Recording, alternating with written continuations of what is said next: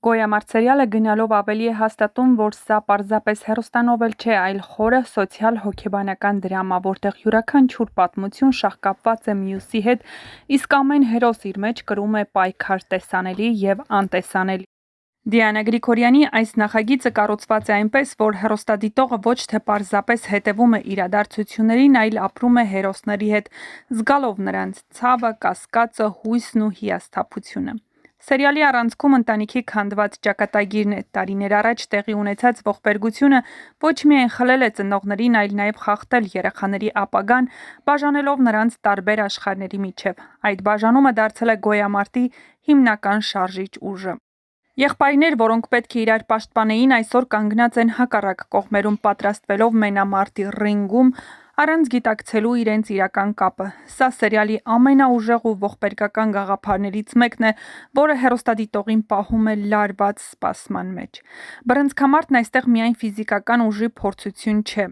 Այն կյանքի հայելին է, ռինգում հանդիպող հերոսներն իրականում պայքարում են անցյալի ստվերների, խաբված ճշմարտությունների և ներքին դատարկության դեմ։ Յուրաքանչյուր հարվածը կարծես ուղղված է ոչ թե հակառակորդին, այլ ճակատագրին, որը նրանց կանգնեցրել է այդ ճանապարհին։ Այդ պատճառով սերիալը չի սահմանափակվում սպորտային դրամայի շրջանակներում, այլ վերածվում է մարդկային գոյամարտի։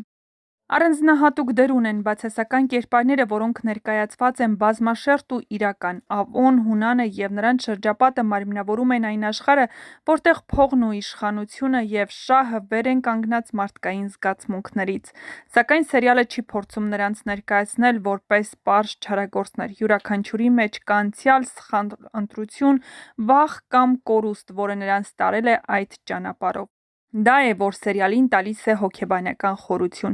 Էմոցիոնալ առումով ամենածանր գծերից մեկը Ավոյի երկակի կյանքն է։ Նրա ամուսնությունը Էռնայի հետ որդեգրման չիրականացված երազանքը և զուգահեռ գոյություն ունեցող գաղտնի ընտանիքը ստեղծում են լարված իրավիճակ, որտեղ ամեն վայրկյան կարող է ճշմարտությունը պայթել։ Էռնայի կերպարն առանձնանում է իր մաքրությամբ ու խոցելությամբ, իսկ Սյուզին լռակյաց ցավով։ Այս երկու կանանց ճակատագրերը միավորվում են մեկ տղամարդու ստի շուրջ, և հեռուստադիտողն ակամա սպասում է անխուսափելի բախման։ Սերիալում մեծ տեղ է հատկացված նաև ավագ սերնդին։ Պապիկի կերպարը գոյամարտի խղճի ձայնն է։ Նա տարիներ շարունակ փնտրում է կորած թոռանը, չկորցնելով հույսը նույնիսկ այն ժամանակ, երբ ամեն ինչ հուշում է հակառակը։ Նրա հավատը, համբերությունը և ցավը սերիալի ամենահուզիչ շերտերից են, որոնք հիշեցնում են, որ ընտանիքը երբեք չի կտրվում, անգամ ժամանակի ու հեռավորության միջոցով։ Դերասանական կազմը սերիալում ընդգրկված է ճշգրիտ։ Յուրաքանչյուր դերասան իր կերպարին տալիս է կենդանի շունչ, դարձնելով պատմությունը հավատալի ու ազդեցիկ։ Նկարահանման որակը, մթնոլորտային կադրերը, երաժշտական լուծումները լրացնում են սյուժեն, ստեղծելով ամբողջական և դիտարժան արտադրանք։ Գոյամարտը սերիալ է, որը չի վախենում ծանր թեմաներից։ Այն խոսում է դավաճանության, մեղքի, ներողության, սիրո ու պայքարի մասին։ Սա պատմություն է այն մասին, որ կյանքում ամենամեծ հաղթանակը ոչ թե ուրիշին հաղթելն է, այլ սեփական խիղճը, ճշմարտությունը և մարդկային դեմքը չկորցնելը։ Եվ հենց այդ պատճառով Գոյամարտը շարունակում է մնալ ուշադրության կենտրոնում, խոստանալով դեռ շատ հուզիչ ու անսպասելի զարգացումներ։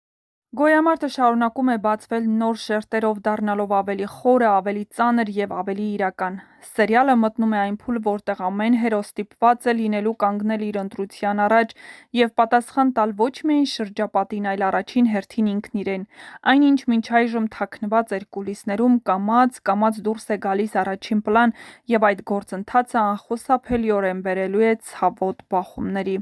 Եղբայրների պատմությունը մոտենում է իր ամենալարված հանգրվանին։ Ռինգում սպասվող մենամարտը դառնալու է ոչ միայն մարզական իրադարձություն, այլ ճակատագրական հանդիպում, որտեղ կարող է կոտրվել ոչ թե միայն մարմինը, այլ նաև հոգին։ Դրանք դեռ չեն գիտակցում, որ հակառակորդն արյունակից է, բայց հեռուստադիտողն արդեն զգում է այդ հանդիպման ողբերգական ծանրությունը։ Դավիթի կերպարին ավելի է ուժեղանում նրա արդարամտությունը, սկզբունքայնությունը և ընտանիքի նկատմամբ պատասխանատվությունը նրան դարձնում են այն մարդը, ով չի կարող աչք փակել անարդարության վրա։ Մանանի և Գրիշի հարաբերությունները նրա համար ոչ միայն անձնական ցավ են, այլ նաև վտանգի ազդանշան։ Դավիթը սկսում է հասկանալ, որ այս պատմության մեջ ներգրավված են շատ ավելի ուժեղ մարդիկ, քան ինքն էր պատկերացնում, բայց դրան նրան չի կանգնեցնելու։ Ընդհակառակը, նա պատրաստ է գնալ մինչև վերջ պաշտպանելու իր ընտանիքը։ Ունանը ևս հայտնվում է ներքին ծանր պայքարի մեջ որպես ազդեցիկ մարդ, նա սովոր է կառավարել իրավիճակները, բայց որպես հայր նա հաճախ է կուրանում որդու սխալների հանդեպ։ Գոյամարտն այս փուլում լի է լարվածությամբ, ներքին հակասություններով և սպասումով։ Սերիալը հարցեր է տալիս, բայց չի շտապում պատասխանել։ Այն ստիպում է մտածել՝ արդյոք հնարավոր է փրկվել անցյալի սխալներից, որոնք ճշմարտությունը միշտ ազատում է, և արդյոք մարդը կարող է հաղթել իր սեփական խավարին։ Առջևում սպասվում են սերիաներ, որոնք ոչ միայն կզարմացնեն, այլ նաև կհուզեն ու կստիպեն վերանայել շատ բաներ կյանքի մասին։